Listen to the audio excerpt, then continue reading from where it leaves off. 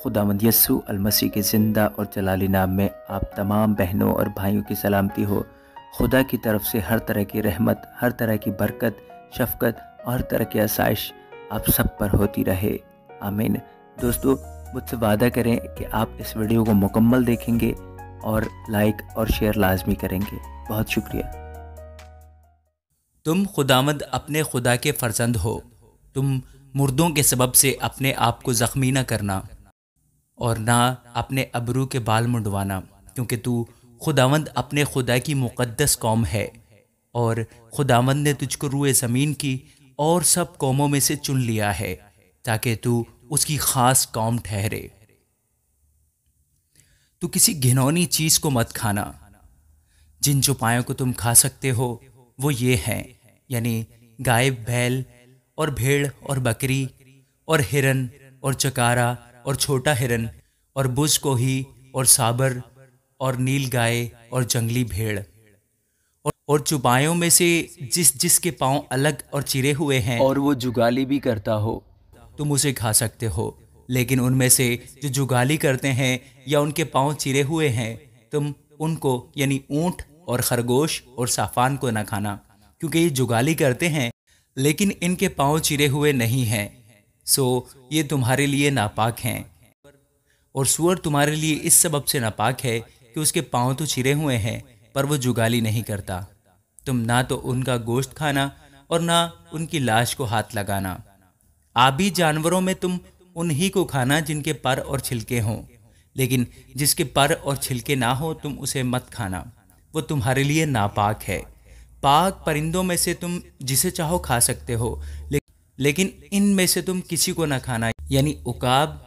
اور استخوان خوار اور بحری عقاب اور چیل اور باز اور گدھ اور ان کی اقسام، ہر قسم کا کوا اور شتر مرغ اور چغد اور کوکل اور قسم قسم کے شاہین اور بوم اور الو اور قاز اور حواسل اور رخم اور ہڑگیلا اور لک لک اور ہر قسم کا بغلہ اور ہدہد اور چمگادڑ، اور سب پر دار رینگنے والے جاندار تمہارے لیے ناپاک ہیں، وہ کھائے نہ جائیں۔ اور پاک پرندوں میں سے تم جسے چاہو کھاؤ، جو جانور آپ ہی مر جائے تم اسے مت کھانا۔ تو اسے کسی پردیسی کو جو تیرے پھاٹکوں کے اندر ہو کھانے کو دے سکتا ہے، یا اسے کسی اجنبی آدمی کے ہاتھ بیچ سکتا ہے، کیونکہ تو خداوند اپنے خدا کی مقدس قوم ہے۔ تو حلوان کو اس کی ماں کے دودھ میں نہ ابالنا۔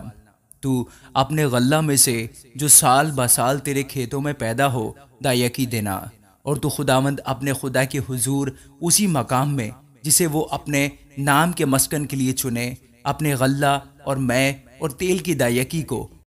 اور اپنے گائے، بیل اور بھیڑ بکریوں کے پہلوٹوں کو کھانا، تاکہ تو ہمیشہ خداوند اپنے خدا کا خوف ماننا سیکھے۔ اور اگر وہ جگہ جس کو خداوند تیرا خدا اپنے نام کو وہاں قائم کرنے کے لیے چنے تیرے گھر سے بہت دور ہو، اور راستہ بھی اس قدر لمبا ہو کہ تو اپنی دایکی کو اس حال میں جب خداوند تیرا خدا تجھ کو برکت بخشے وہاں تک نہ لے جا سکے، تو اسے بیچ کر روپے کو باندھ ہاتھ میں لیے ہوئے اس جگہ چلے جانا جسے خداوند تیرا خدا چنے،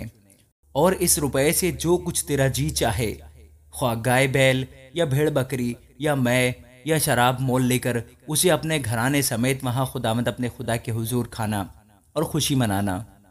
اور لاوی کو جو تیرے پھاٹکوں کے اندر ہے چھوڑ نہ دینا، کیونکہ اس کا تیرے ساتھ کوئی حصہ یا میراث نہیں ہے۔ 3 برس کے بعد تو تیسرے برس کے مال کی ساری دایکی نکال کر اسے اپنے پھاٹکوں کے اندر اکٹھا کرنا۔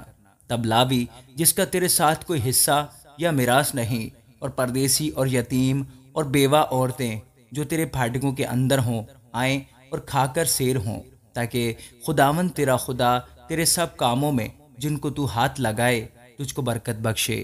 آمین۔